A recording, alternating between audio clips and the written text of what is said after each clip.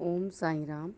मैं साईं शिक्षा चैनल के माध्यम से आपसे बात कर रही हूँ। फिर मैं आपको एक छोटी सी लीला प्रस्तुत करने के लिए आई हूँ। इसे आपको सुनाना चाहती हूँ कि देखिए कैसे साईंनाथ हर वक्त अपने बच्चों का, अपने भक्तों का कितना ख्याल रखते हैं। इसमें कोई भी सोचने और समझने वाली बात ही नहीं है कि हर पल जैसे आप चाहें एक बार पुकारते हैं, जैसे अपनों को ही पुकारते हैं जैसे घर पे, तो उतना ध्यान से भी सुनते भी नहीं हैं वो लोग।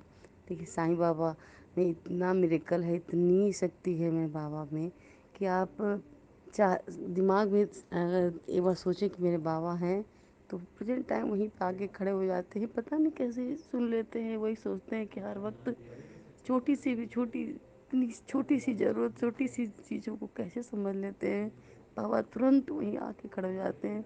ऐसे लगता है कि मेरे बाबा हर वक्त हम लोग के सर पे हमेशा सही रहते हैं वहीं पर। इतने तो अपने बच्चे भी है, कभी सोचो कि ये बुलाओ तो सुनते ही नहीं है कभी कभी। लेकिन बाबा को एक पल भी अगर ध्यान से बुला लो तो बाबा तुरंत खड़े थे, बिना बुलाए भी कभी सुने भी वो जो हम लोग की काम होती है तुरंत सुन लेते हैं। जैसे एक लीला आपके सामने मैं बताना चाहती हूँ। ये लीला मेरी मम्मी के यहाँ हुआ था। मेरी मम्मी लोग भी मतलब बाबा से जुड़ी हुई हैं। हम लोग भी ऐसे साईं बाबा से, सब लोग बाबा से भक्त हैं समझ लीजिए। तो एक दिन नवरात्र का समय था ना, लास्ट वाले दिन नवमी जो होता है उस दिन जैसे उन्होंने कलश रखा था और नारियल थी कलश पे और अखंड दिया भी लगाया था। तो सब लगा हुआ था। तो नौवीं दिन जैसे पूरा करके विसर्जन कर दिया जाता है ना, 10वें दिन जैसे कह दिया जाता है, मतलब पानी से उनको करके फिर उनको विसर्जन कर दिया जाता है कि मतलब मैंने पूरा 9 दिन आपका अखंड दिया और नारियल वगैरह रखा था जो मैं वो कर रही हूँ। तो ऐसे ही पूजा पाठ कर दिया और इत्तेफाक ऐसी हुई कि मम्मी मतलब बिल्कुल एकदम से भूल गई विसर्जन करना।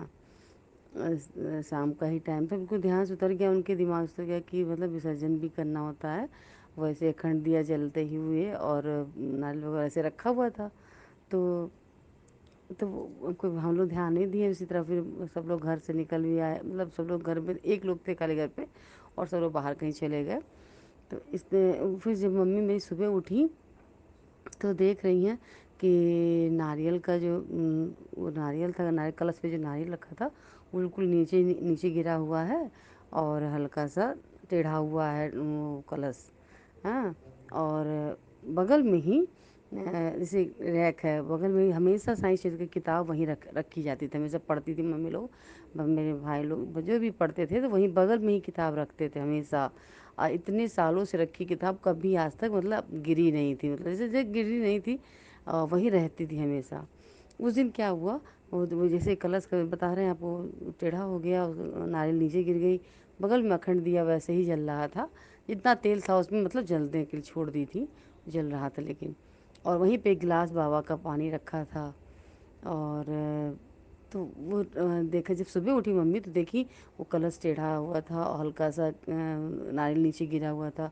और साईं चित की किताब जो थी वहीं बगल में ही गिरी हुई थी, रखी हुई थी सीधे, बिल्कुल जैसे गिरता है तो उल्टा टेढ़ा हो जाता है ना, जैसे उलट जाता है, लेकिन ऐसा कुछ नहीं था। जैसे लोग पढ़ते हैं सीधा बिल्कुल फ्रंट पेज वाला, वो फ्रंट पेज पे सीधे वहीं रखी हुई थी। मम्मी उठी देखी, हाय मतलब तुरंत सीने पे लगा ली किताब को, जैसे नहीं बच्चा जैसे गिर जाता। हम लोग किताब को जैसे भगवान ही मानते हैं कि मेरे साईं मेरे उसमें बिल्कुल बसे हैं। हम लोग को कुछ भी दिक्कत होती, कुछ भी प्रॉब्लम होती, तुरंत बाबा की किताब हम लोग सीने से लगा लेते हैं। लगता है कि जान है मेरे, मतलब उसमें इतनी ताकत आ जाती है कि लगता है कि मेरे बाबा मेरे पास ही खड़े हैं। तो वो जब उन मम्मी ने मेरी किताब वहाँ गिरा हुआ देखा तो डर गई, मेरा मेरा किताब ऐसे कैसे गिर गया। और कलश का वो देखी वो नारियल नीचे गिरा हुआ है, दिया को कुछ भी नहीं हुआ था। वहीं बगल में एक गिलास पानी बाबा का, कुछ भी हिला भी नहीं, ना पानी गिरा ना दिया को कुछ हुआ। तो वहाँ पे जब देखी तो मम्मी को पता नहीं क्यों ऐसा, बाबा हमसे कोई गलती हो गई मुझे माफ़ कर दी, मतलब इस तरह बोलने लगे। तो बिल्कुल दिल में तुरंत ही मम्मी को ऐसी आवाज़ आई कि अरे तुमने विसर्जन नहीं किया था मतलब, तो मैंने करवा दी। मतलब बाबा का ये इंडिकेशन था कि तुम भूल गए थे विसर्जन करना, तो मैंने उस किताब के माध्यम से मतलब कुछ भी करके उन्होंने वो कलश को हिला दिया था, समझ लीजिए। तो बाबा इतनी इतनी बातें हर वक्त हर समय बाबा छोटी छोटी भी चीज़ों को ध्यान रखते हैं। इसीलिए हम साईं भक्त तो हमेशा ये कहते हैं, कभी भी धैर्य ना खोएं।